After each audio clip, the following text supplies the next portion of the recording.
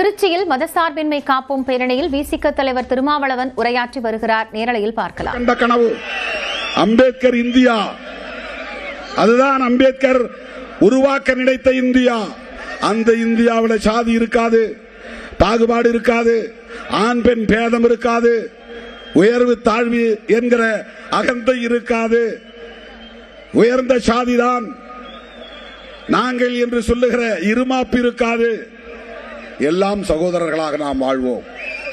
இஸ்லாமியர்கள் எங்கள் சொந்தம், கிறிஸ்தவர்கள் எங்கள் சொந்தம், இந்துக்கள் எங்கள் சொந்தம், சமணர்கள் எங்கள் சொந்தம், சீக்கியர்கள் எங்கள் சொந்தம், பௌத்தர்கள் எங்கள் சொந்தம். யாதும் ஊரே யாவரும் கேளீர். அப்படி ஒரு இந்தியாவை நாம் கட்டமைக்க வேண்டுமானால் அரசமைப்பு சட்டத்தின் உயிர் மூச்சு கோட்பாடுகளில் ஒன்றான செக்யூலரிசம் என்பது பாதுகாக்கப்பட வேண்டும்.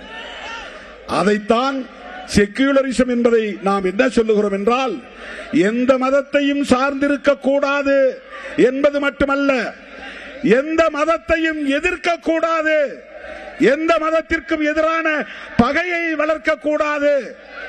அதுதான் செக்யூலரிசம். இன்னைக்கு இந்த அரசு என்ன பண்றாங்க தெரியுமா? நீ இந்து மதத்துக்கு ஆதரவா பேசு, முருக பக்தர் மாநாடு நடத்து, ஐயப்பன் மாநாடு நடத்து, அது பிரச்சனை இல்லை. ஆனால் அவன் செய்யக்கூடிய மிக முக்கியமான முரண்பாடான அரசியல் என்னவென்றால், முஸ்லீம்களையும் கிறிஸ்தவர்களையும் இந்த தேசத்தின் அந்நியர்களாக காட்டுகிறார்கள், பகைவர்களாக காட்டுகிறார்கள், எதிரிகளாக நிறுத்துகிறார்கள். எந்த மதத்திற்கு எதிராகவும் செயல்படக்கூடாது. அதுதான் செக்யூலரிசம். தோழர்களே, குடியுரிமை திருத்த சட்டம் முஸ்லிம்களுக்கு எதிரானது.